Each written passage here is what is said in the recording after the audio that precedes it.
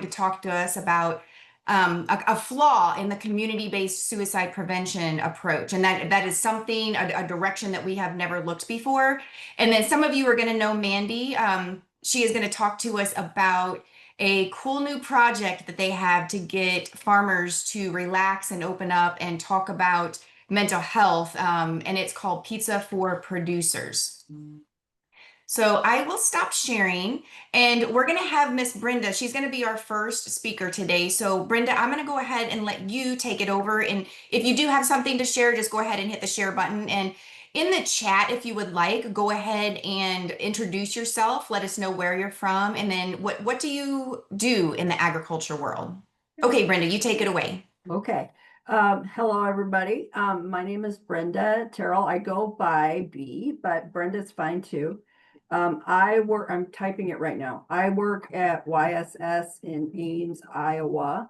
YSS does not have an acronym. It's not an acronym. It used to be, used to stand for Youth Shelter Services, but it's now, we do so many other things that we just call it YSS. So I work at YSS. I'm the mental health and education or wellness education coordinator. It's kind of a long title, so sometimes I accidentally say it wrong. And what my main role is I teach suicide prevention in schools that we're invited into to teach suicide prevention from 5th grade to 12th grade. We have to be invited into the schools. We're kind of like the FBI.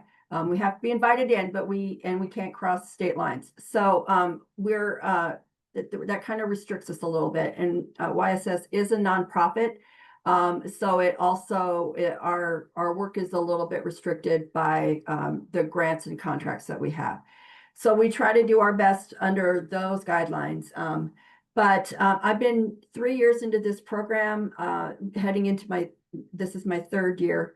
And what I want to share with you today is some of the work that I do with kids in the school, and it involves trusting adults. And I have discovered a flaw. And I want to share that with you just to bring awareness and just to maybe have you think about not only your role as adult in suicide prevention, but also if somebody comes up to you and says, hey, will you be my trusted adult? You'll know exactly what it means.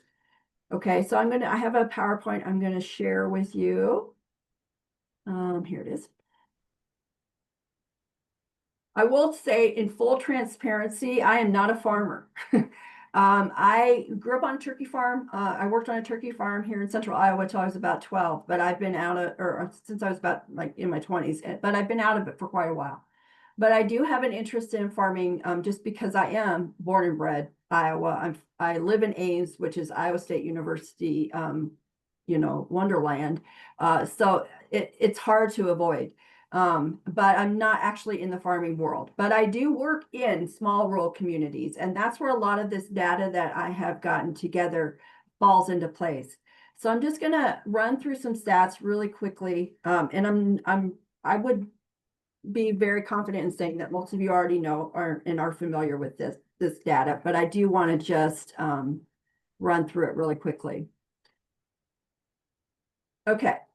So the agriculture industry, of course, is one of the top occupations with the highest rate of suicide, 3.5 times higher than other occupations.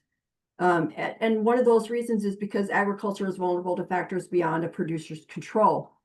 Weather, market prices, those kinds of things that farmers can't control.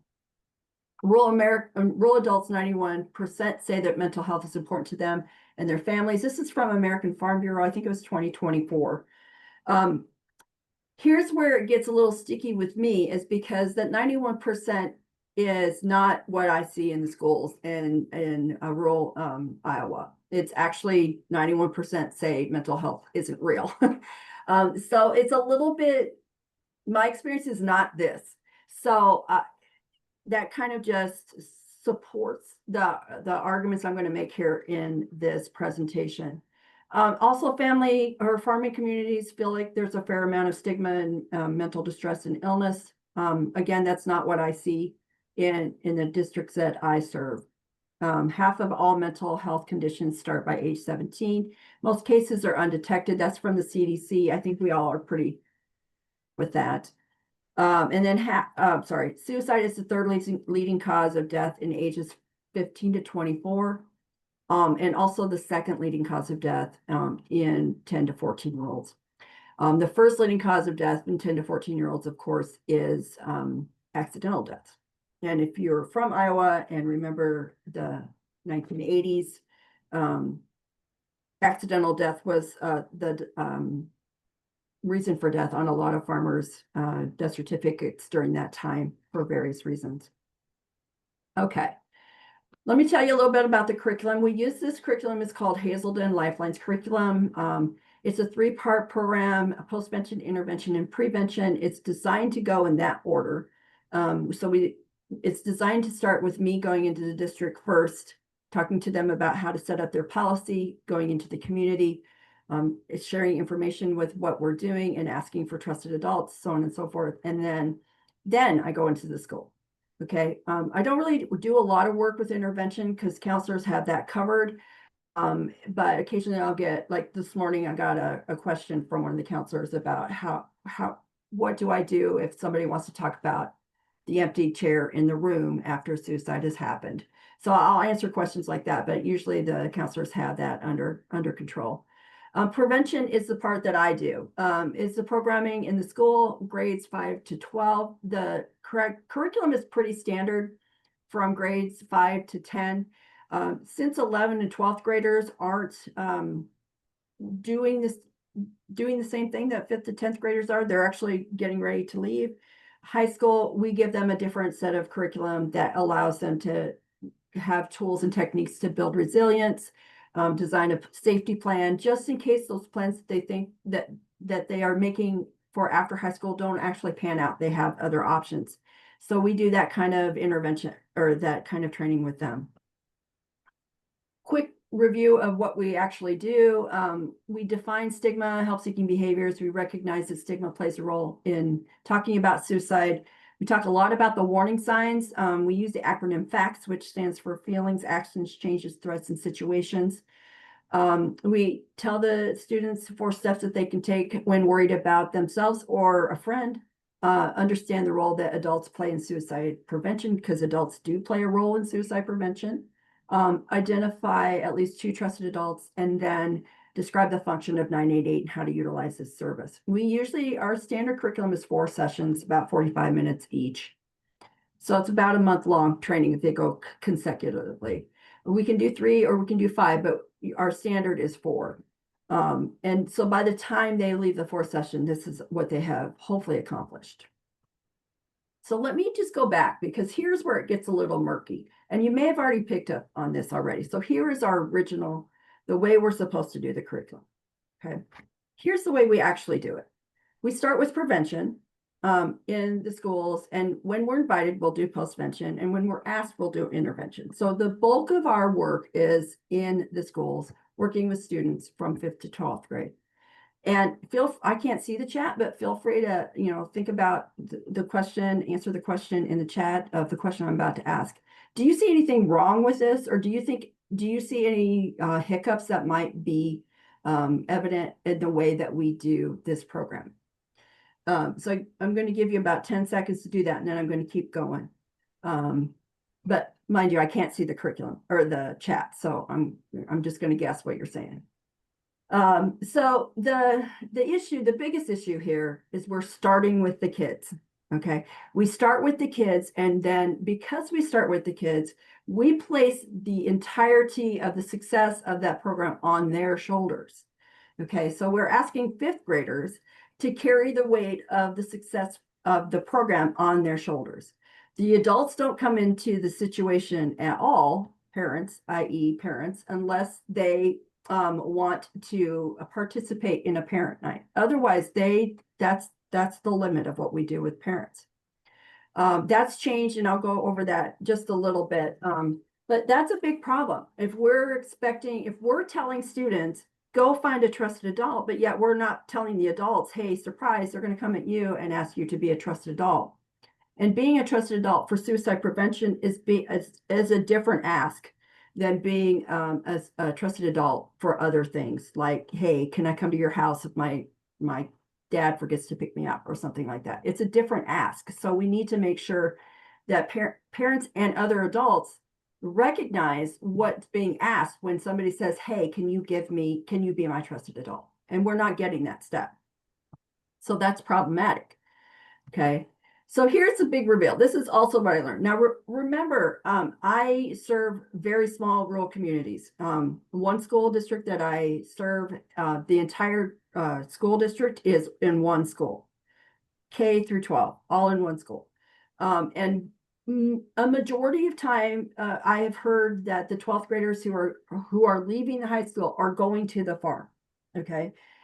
So if we have a situation where this small rural community doesn't think that mental health is real and have said that they have problems finding people to talk to about suicide, and then they go back to the farm after school after they've graduated, and then the generational impact of traveling down through through generations of not understanding that mental health is real and that we can do things to prevent suicide, and we do need to take care of our mental health.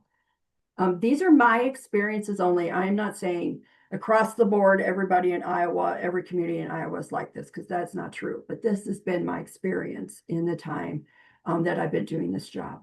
But I know you're all anxiously waiting for the big reveal. So here's the big reveal.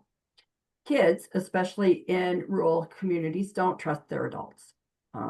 They will just tell me, we don't trust anybody but ourselves.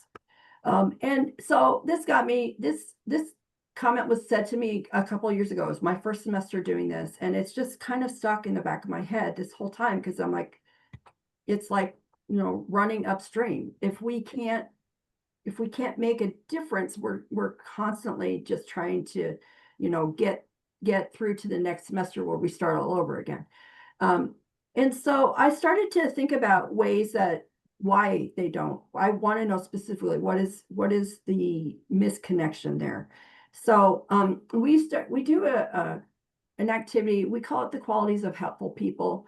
We do it across the board, but what it does is it allows students to really think about, what do I find helpful in people? What do I find trustworthy in people? And we do this because, first and foremost, we want them to recognize those qualities, because second, we want them to apply those qualities that they find valuable in order to identify trusted adults that they can go to and say, hey, my friend has just said that they're going to end their life in 15 minutes. Can you please help me?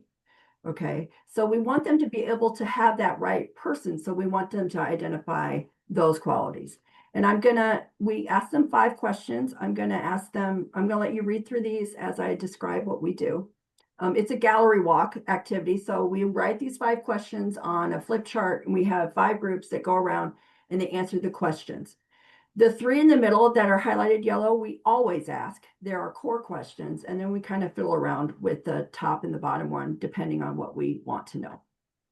So what we're focused on for this presentation is number 2. In your experience, what qualities make a person trustworthy? And I'm going to give you the top 10. I'm just going to lay them out here for you to read while I'm talking. These are the qualities that time and time again, students are asking for. These are the things that make us think that we can trust our adults. Okay. Listening is a big one. Confidentiality is a big one. Not making a joke, keeping their word. The last one always gets me. Always there for you, always has your back, extremely caring and kind towards you and others. They're honest, humble, and always helpful. That underlining of always is very important here, because when we talk about the level of trust that they need to ask somebody to help them with somebody who has told them that they're going to kill themselves, is different than another kind of trust. Okay, so we want to make sure that the always part of that statement is carrying over to the trusted adult that they're about to ask to be their trusted adult. After we do that, we have an individual activity that asks what makes it hard for you to get help from adults in your school. We ask them specifically, don't put your name on this, because what we want to do is we don't want to go to the counselor and say, Joey said this makes it hard for him to get help in the school. We want to say this entire grade says it is hard for them to get help in the school because of these reasons. So we want to give them as much data as we can so they can then take that data and maybe see how they can reduce or eliminate some of these obstacles. Here are some of the results. Again, I'm just going to let you read through them. They're kind of scary. They're kind of upsetting, you know, just in general. I will say that the third one from the bottom makes me giggle, even though it's very serious. It makes me giggle every time I read it, because they all some snitches. It's a very serious statement, but I really like the way that they were able to express themselves with that. So we've got this data, we've got the data from the qualities of helpful people. Now at this time is usually when we say, okay, I want you to identify 3 trusted adults. Okay. We want you to identify a person in your family that you can trust.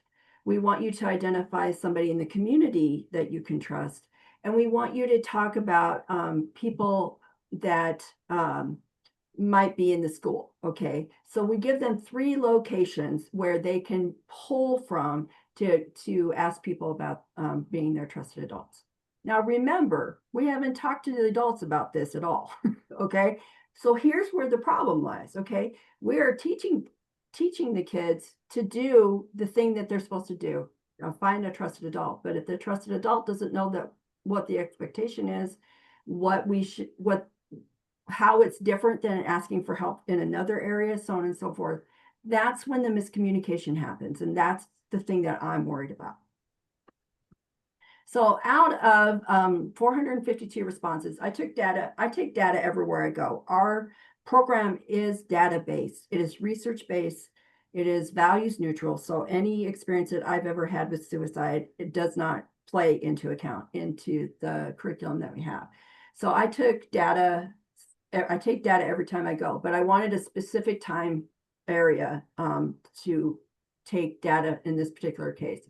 So out of 452 responses, 7% responded that it wasn't hard to get help from adults in the school. Wasn't hard. So if 7% said it wasn't hard, that means that 93% of respondents thought it was hard. Okay. And yet we're asking them to ask people in school to be their trusted adult. Okay. So this is where the conflict lies. If we're not giving all the information to all the parties, then the program doesn't work like it's designed to work. I hope you're all with me. So what does that mean? I mean, what do we do about that? In general, people can educate themselves on what a trusted adult for suicide prevention means. Okay. What does it mean? Because it does look different. You need to know what to do if somebody comes to you and asks you to help somebody that's in a crisis. You need to know how to help somebody in a crisis. So it's not the same. And then the other thing is that not everybody should be a trusted adult. And it takes a great deal of courage to recognize that, hey, maybe I'm not the right person to be your trusted adult.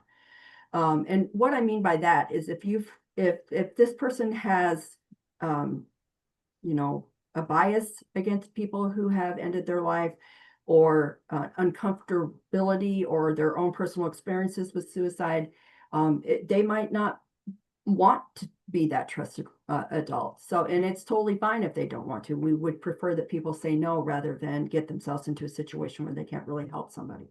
Okay. So that's one of the things that we can do. Educate people in the community about, being a trusted adult. We can really push school districts to let us come in first and talk to the adults rather than starting with the students.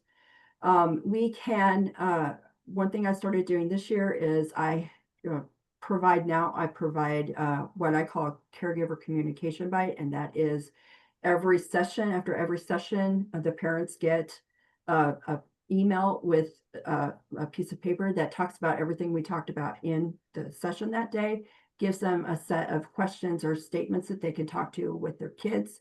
And it gives them all the resources that I used for that lesson, because full transparency is important. Okay. So if you don't think that this fact that I told your child is true, here's where I found it. Okay. So I think that really helps build our ethos as well. The other thing I started doing is involving the teachers in the school, because a lot of times the teachers don't know what's happening either. Okay, so we have a teacher's one pager now that, teachers are very appreciative of that, because if they don't know what it's being said, and then students will come to them afterwards and go, "Hey, I didn't understand this, and I'm feeling a little bit stressed about it." Okay. In other states, I don't know what other states are doing for suicide prevention. I know currently, I think our program is the only one in Iowa, in this version. I'm not saying that it's the only suicide prevention program, but it's the only one that goes into the schools and does a 4-session and does all those things. Again, one of the things that has been interesting me a lot more lately, since about February or March of last year, is the agricultural world, the farming world. What can we do with that? And I've been working on a curriculum for FFA, FCCLA, and 4-H groups. Unfortunately, right now our contract doesn't cover that, so we're really trying to get some funding from agricultural invested people, to see if we can get some kind of program specifically for youth-based suicide prevention in farming. Okay, I can come back to this, because first, before I run out of time, I want to make sure that you get my contact information. So there's my email, there's my phone number, there's my extension. I'm never in my office, so you can leave an email, but it will probably be a day or two before I get back to you. Sorry, I don't know what happened there. And then there's a QR code. We have a web page. It's hard to find. It's 4 clicks to find it. So if you are interested in visiting my site, our suicide prevention site, it's exactly the same thing as what I've been talking about, because messaging is really important to be consistent with suicide prevention. But if you need more information about some of the trainings that we do, or some of the programming that we do, you can visit that. Also, if you want us to come to if you're in Iowa and you want us to come to your school district, you can find out more about that on that webpage. Okay, I'm going to stop sharing, because I'm sure there's some questions. B, whenever like your interaction with the adults, the parents, is it like you said, you email and then get things sent home? Are there ever any like face-to-face interactions with those parents? I know it's hard to get them in. Yeah. Right. Yeah. We try to get them, and we require, quote unquote, we require a parent night. And that is a space where we explain pretty much what I just did here, except we go into more detail about the actual curriculum. And we invite them into the school. We tell them about the curriculum. We give them our business cards and things like that, so they can always get in contact with us. Now, historically, 85% of the time we do that, no one comes. And sometimes I drive a significant amount of mileage to get to a school. So we've started doing videos. So we have a parent night video for each school district that we visit, because we do a lot of repeats. So I like to make an individualized parent night for that particular school. And that goes up on our webpage, and it goes out into an email with our contact person at the school. And then if anything happens from that, or if they have questions from that video, then they can contact me directly. It has been successful. I haven't actually been contacted, but the school districts themselves say that they get much better participation in the parent nights doing it with the video. It's really hard to schedule a parent night because of all the sports and school functions and stuff. So we have started to do that. Unfortunately, I don't get to see the parents that way. but they always have open access to me. So if they want, and I'm in the school, I'm in the town, you know, so they can always say, hey, can we meet? I have questions or whatever. So, Those responses from the students made me feel shame. Like we need to do better. yeah, it is really, it's such a delicate topic anyway, especially in the farming world. It's such a delicate topic anyway, but when we don't, we do what we can, but we can only do so much. Right. So our program has Yeah. been very successful. We last spring, at the end of spring, we had reached about 2,800 students in about 10 school districts. So we've been pretty successful, but we also have a lot of resistance. You know, we don't need that programming here. That doesn't happen here. And it doesn't happen until it does, right? There's no predicting when that's going to happen. So, uh, Yeah. yeah. So, That hits home because we just had a high school student yesterday end his life. mhm, Yeah. And of course it's, it's exasperating and heartbreaking all at the same time. yeah. Miranda in the chat, she agrees with you. She says so many adults in rural areas don't accept mental health. Basically they don't think it's real. And she Mm. worked at the on a hospital board and found the same type of mentality. Mhm. That's ex Leonard's oh, go Oh, ahead. sorry, go ahead. I would say Leonard in the chat, he says at their school they have a yellow ribbon campaign. I'm not sure I don't know what that one is. The yellow ribbon, is that like safe and sober maybe? He says, and there's another program called And Zero Reasons Why. Yeah, yeah, That's two good ones to look up. yeah. Okay. Thank you, Leonard. Yeah. Yeah, and some of the job that I do is I do a lot during Suicide Prevention Month with community outreach, and also Mental Health May. So I do get out in the community, but most of the time I'm in the classroom. Um, and I wish that we could balance that out to like 50% in the back classroom and 50% talking to adults in the community. Yeah. Yeah. Anybody has any questions for B, you can go ahead and unmute or put him in the chat. Chad always has resources for us. He went ahead and put Colorado's Safe to Tell program in the chat that you guys can click on. And Meg has a question. Do you know what the 7% who did say they had a trusted adult said about the characteristics that led them to trust those people? Yeah, I mean, I don't know specifics, but in general, I think the 7% who did have this, it's kind of I don't know even how to explain it, but it's kind of a different view of adults. Okay, so it's like they inherently trust an adult until an adult gives them a reason not to trust them. And it gives them kind of a uniqueness because they haven't been really necessarily influenced by a lack of trust with an adult. And it's usually our younger students. It's usually the fifth and sixth grade. Once we start getting up into the seventh, eighth, ninth, 10th, then it gets a little more dicey. But yeah, it's usually they already have this trust, and until somebody tells them different, they're going to still keep telling. So Keep it sounds having. like it's more about the kid than about the adult. Yes. Oh, that's very interesting. Okay, Yeah. thanks. Yeah. Yeah. All right. Anybody else want to unmute?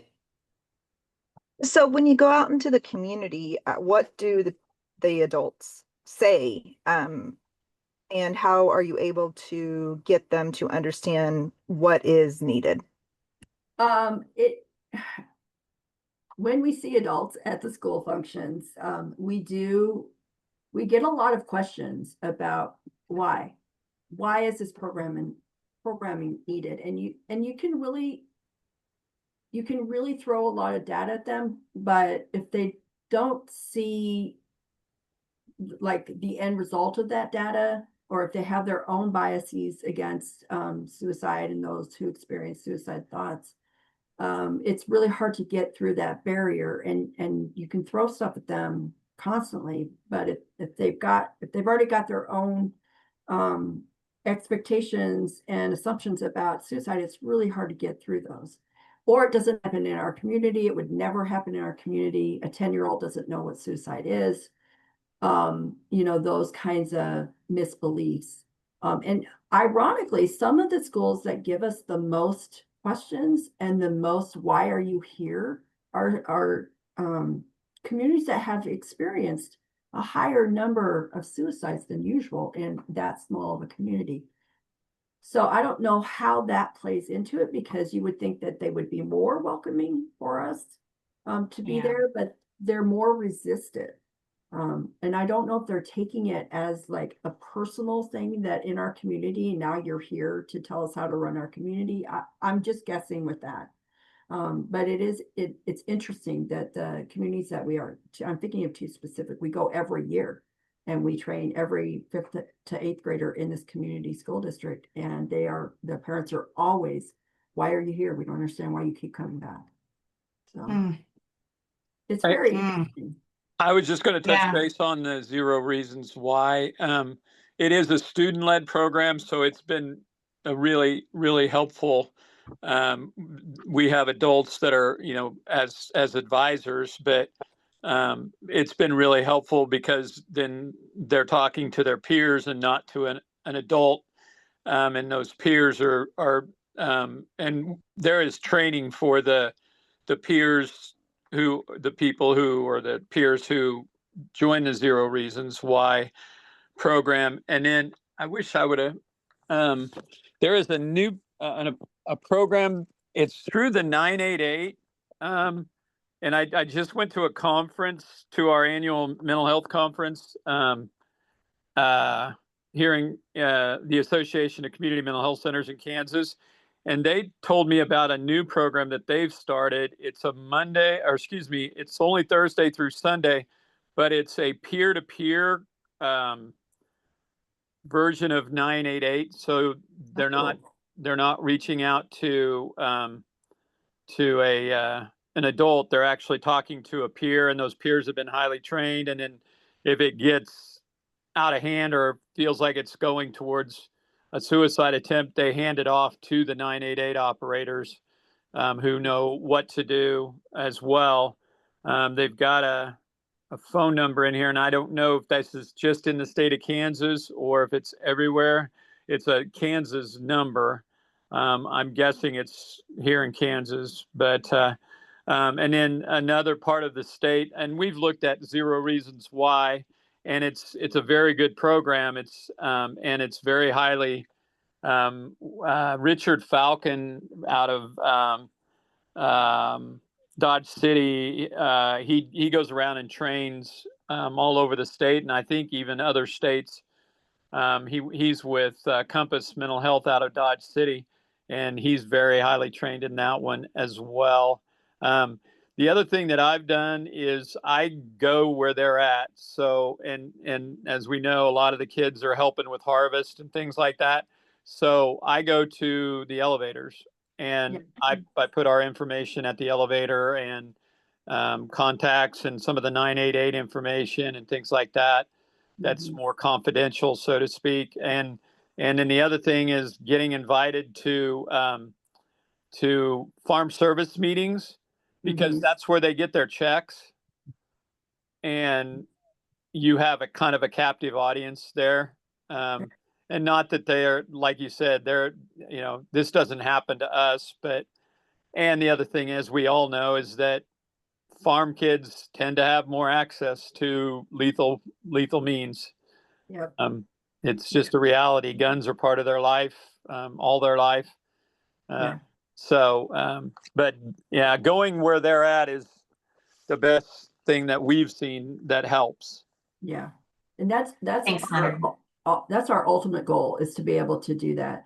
And we are actually currently we're working with a corporation where we're hoping that we can get a little bit of funding from them that will allow us to go to the elevators and do like adult type suicide prevention trainings. So they can recognize in the farmers that come to the elevator whether, something's not quite right, they're worried about them or something like that. So hopefully that will come through. And the peer-to-peer, we are so interested in that. So I really appreciate that information that you provided. I'm going to let you answer this last question in the chat so we don't take Maddie's time, but Vince has a question in there if you'll respond to that. And then anybody else who has a question for B, go ahead and put that in the chat and she'll say and answer that. But we thank you so much for sharing this program. And it was a big reminder. I probably needed that because you know how life gets busy sometimes and you're like, you need to slow yourself down and pay attention. So thank you so much. Yeah, you're welcome. When a kid expresses suicidal thoughts and you as the receiving adult need to go to their parent, what is the best practice for sharing the information with the parent in a way that preserves the kid's sense of trust in you? First and foremost, sorry. B, can you answer it in the chat? Yeah, that way Got it. Maddie can start to present. Yeah, thank I'm you. sorry. Okay, you're totally fine. We could probably go forever because people always have questions. Thank Maddie, you. I'm going to go ahead and let you take it over. Maddie's going to share with us her unique program called Pizzas for Producers. So I thought that was quite interesting. All right, Maddie, let's hear it. Yeah, thanks so much, Carrie. My name's Maddy Vanderkooy. I'm up here in Washington State. And yeah, I'm going to talk to you guys about our program that our Western Regional AgriStress Assistance Partnership has developed called Pizza for Producers. So let me share my screen here. If I can find it. There you are. Okay.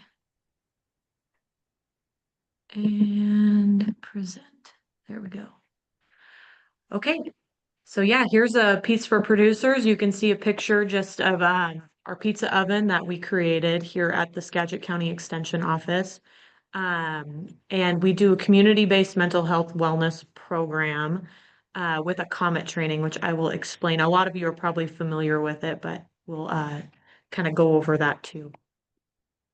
So before we go into it, I want to give a background about RASP because without RASP, we wouldn't have developed this program. So RASP is the big umbrella grant that I work on as the program coordinator. And then through RASP, we're able to develop these programs like Pizza for Producers and then some of our other partner activity that's within the region. So RASP is the Western Regional AgriStress Assistance Partnership.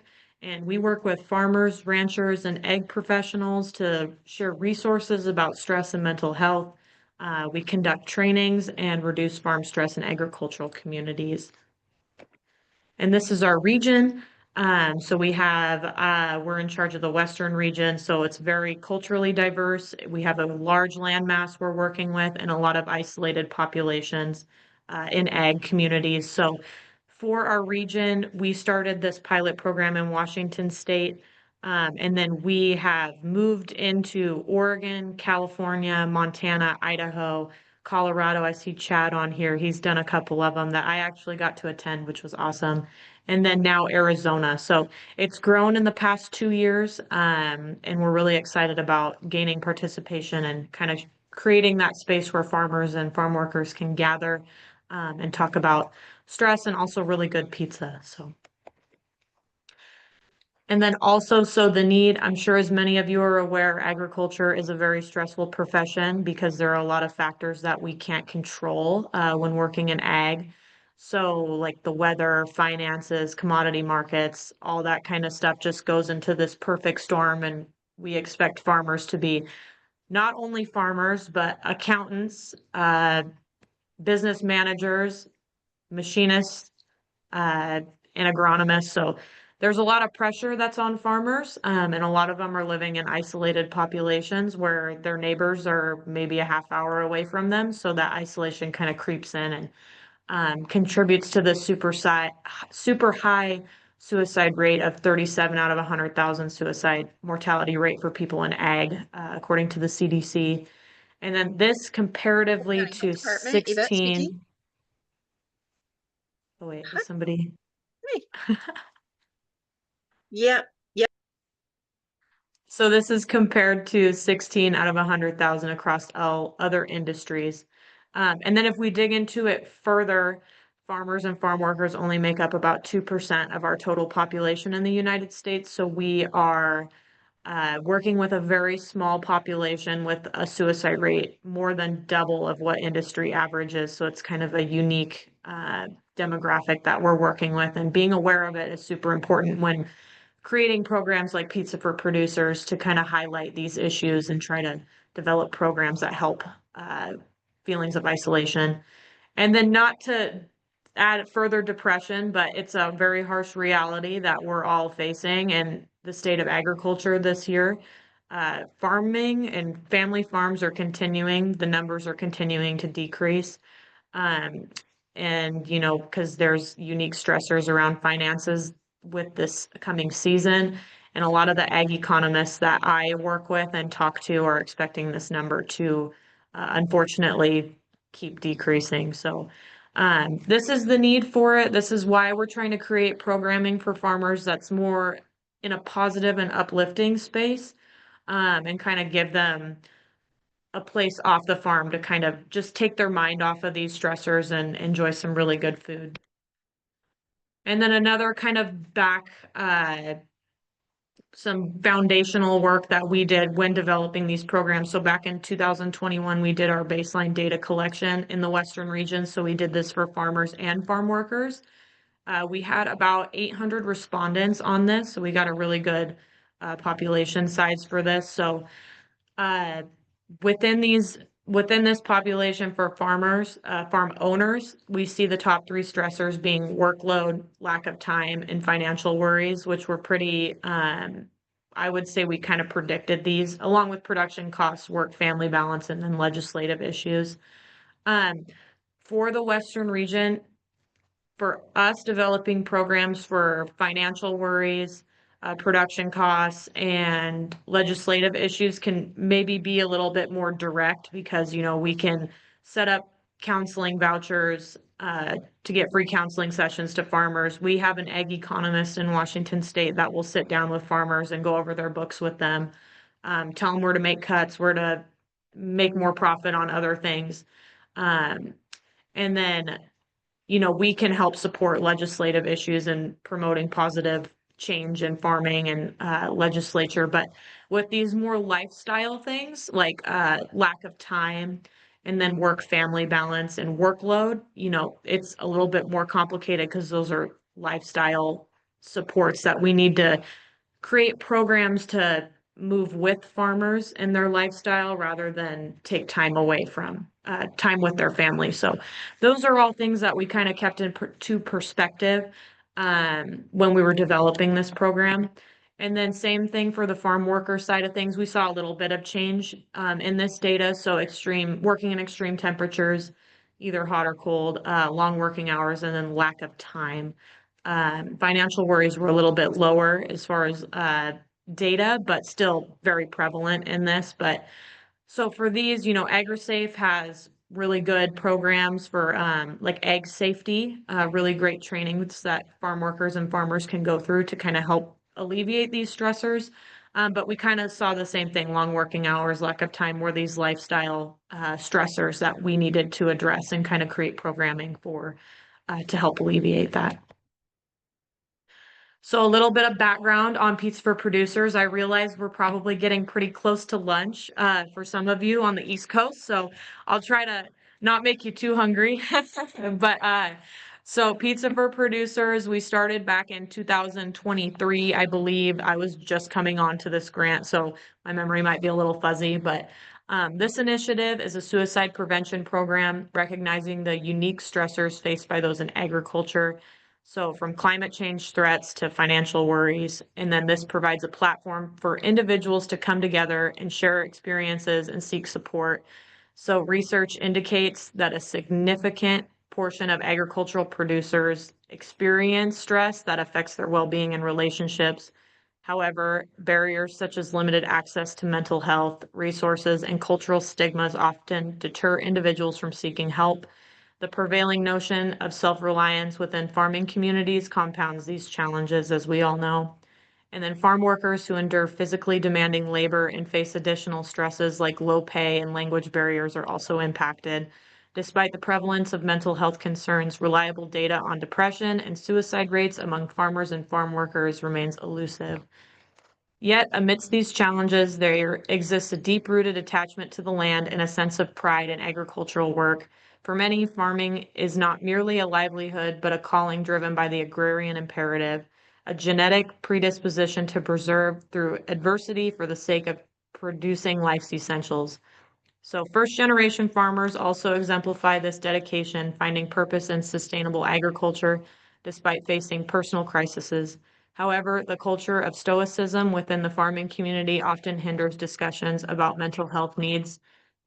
Pizza for Producer events serve as a model for building community and reducing stigma that surrounds mental health in agriculture. Additionally, programs offer free or reduced cost counseling aimed to make mental health services more accessible by fostering a supportive environment and encouraging dialogue. Pizza for Producers aims to break the cycle of stress and isolation prevalent in the agricultural sector.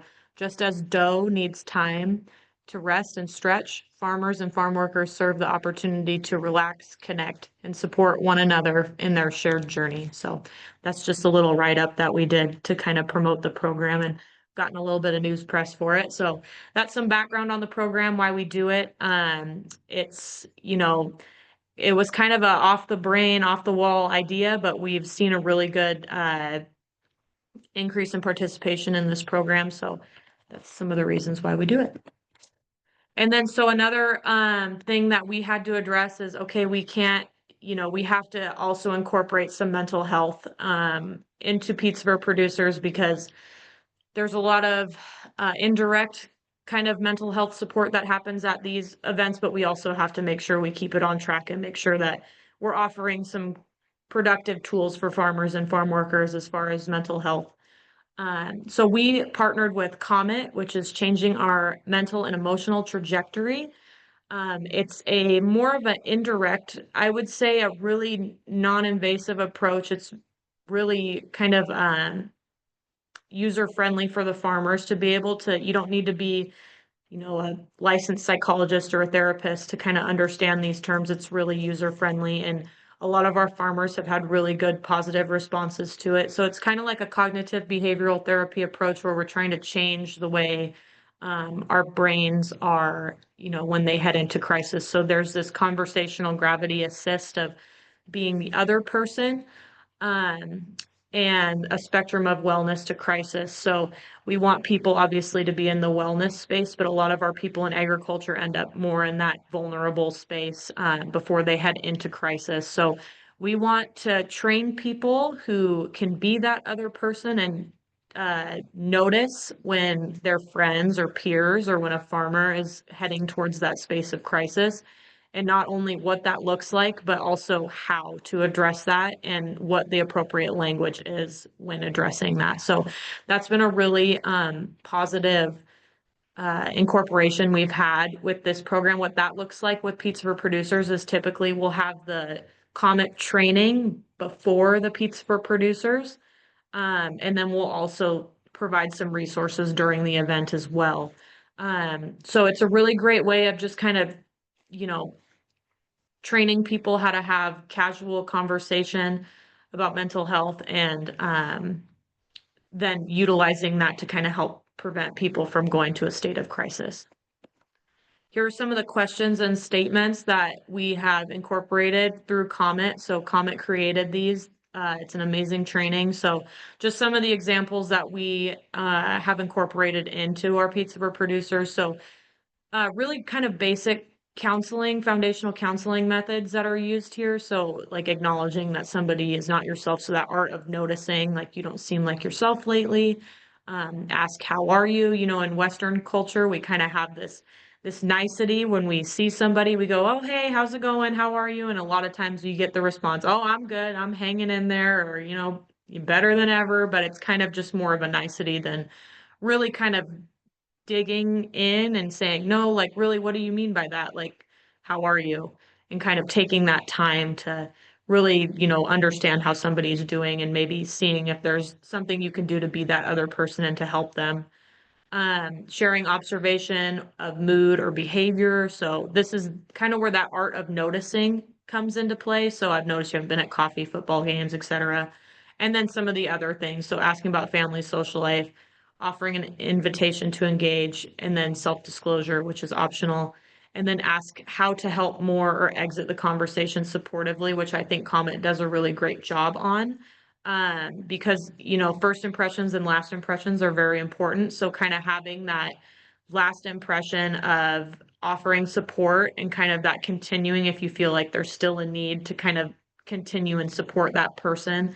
And just also thanking them for sharing that information too, because we're working with ag populations, which is a very highly stigmatized population when it comes to mental health. So kind of acknowledging that, hey, thanks for sharing that. Like that was, that helped me, and I hope that that will help me help you.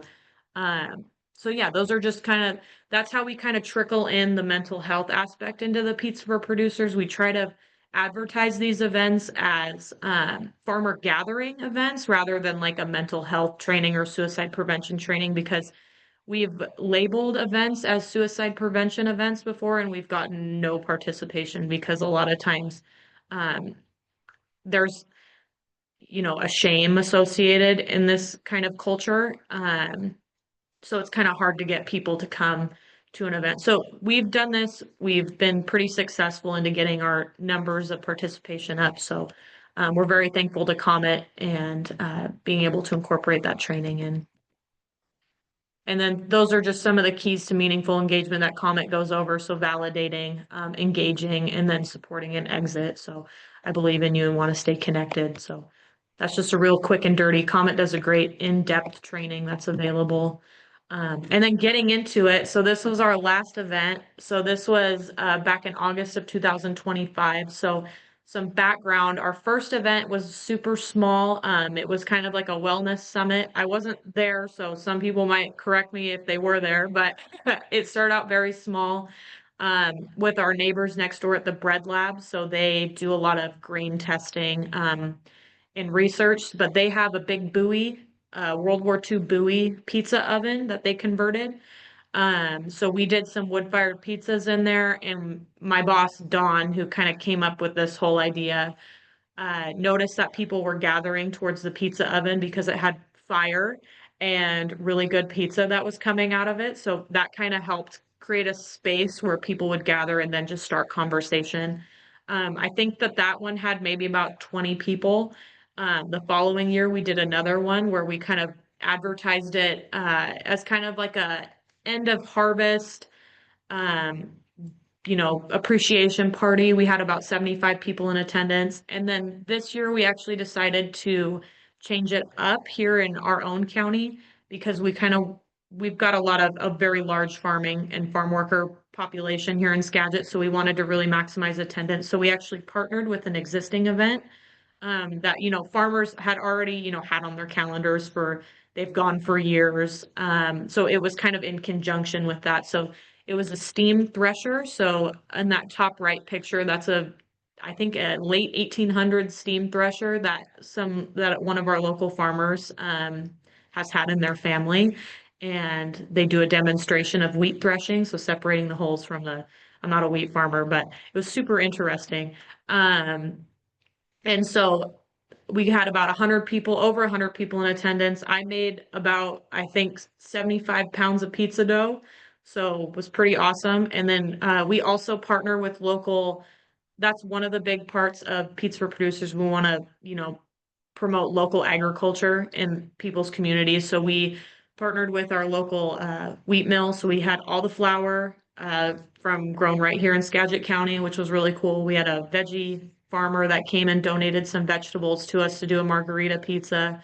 Our cheese was locally sourced. I think the only thing that wasn't was the pizza sauce, but I had to get that in a pinch. So, so it was a really great event. And also, while we're doing these pizzas, you can see people are talking and just having really great conversation about local support and stress and ag. We had a table next door with our resources on it.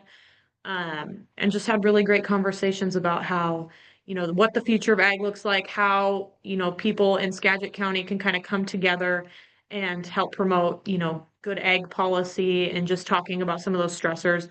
What I've noticed going through and doing a lot of these more public events, when you talk to farmers, it's not hard to get them to talk about ag stress.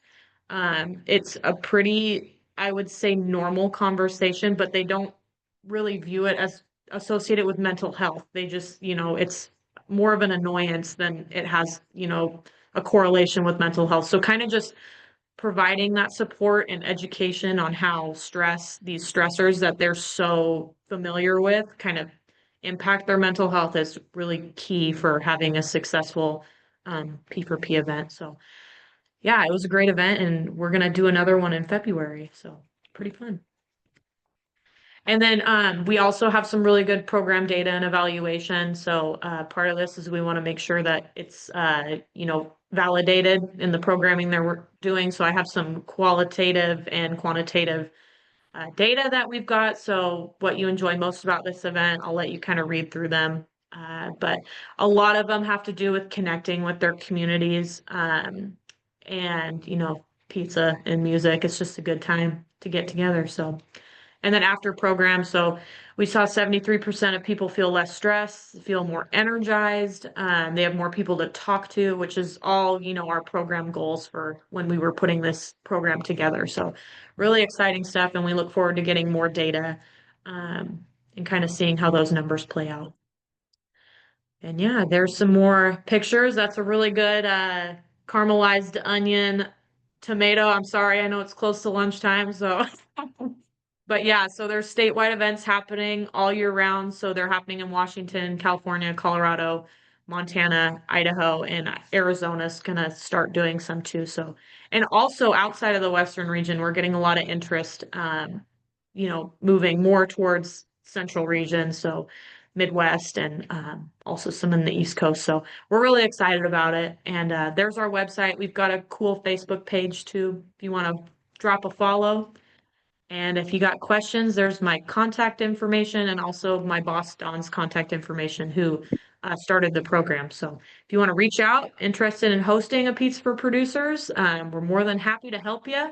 I am a self-proclaimed pizza dough expert now. So yeah, don't quote me on that though. Maddy, we do have a question from Meg. She says, how did you reach and collect the data from farm workers for your baseline ag stress study? Oh, yeah. I'd have to get together. It was before I started working here. I believe that Montana State University, one of our awesome partners, handled the distribution of those surveys. So I think they were mostly online. They were online. So we got a really good response on that. But I'd be happy to follow up with you and get you more info on that. Stephanie did have a question, like on the website, she wants to know, do you have a list of where in the states the program is running? Yeah, so we don't have a list on the website yet. I know we have, as far as Washington State, we kind of do it on like a as request basis. So people will reach out to us in Washington. We've done a lot over on the east side. So like Yakima, Spokane, we've done one. I think they're planning one down in the Pullman area as well. So that's coming up, I think, next month. But yeah, it should be maybe on our events page, I think.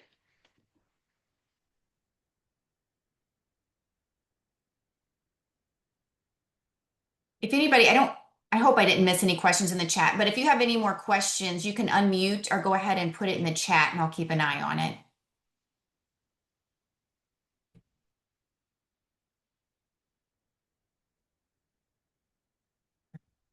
Lacey put your Pizza for Producers link in the chat. Thank you. Thank you, Lacey.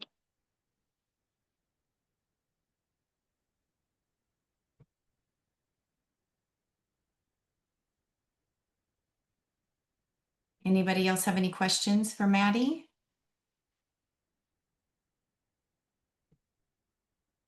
All right, so we want to thank both of you for sharing your projects today. And everybody will send out an email with the recording and all of their contact information. Usually within 24 hours, it will come out. But if anybody has a project that they would like to share, if you could just go ahead and let me know. I'll put my email in the chat here, because we're always looking for new projects. I get a lot of referrals, and that is the best thing that can happen is somebody has experience with a program. Otherwise, I'm out on the internet trying to Google, trying to find things. So, all right, everybody, we thank you so much. And Maddy and B, you all have a wonderful day, and thank you.